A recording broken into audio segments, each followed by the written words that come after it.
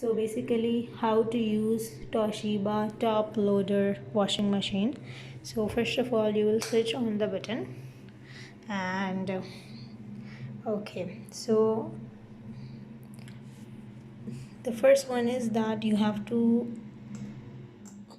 on it. Okay, after that it will show many options. So the first thing you will choose is water level. Water level is chosen according to the number of clothes in the washing machine. If you want the full washing machine, it is 77 liter, but my clothes are less, so I will choose this one, this much. So I have choose. Okay, and then it is asked that do you want to use regular, soak, fragrance, tub clean, blanket, or heavy wash. I will suggest to use heavy wash if you want neat clothes. So the courses are choose like this,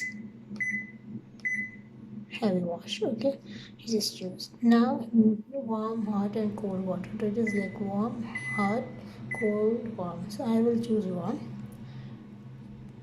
Times I don't select it, basically the machine choose it by itself. Okay, and spin, I want it for 5 minutes. If I will choose it for 9 minutes, it is okay. Rinse 2 times, wash till 8 minutes, and water level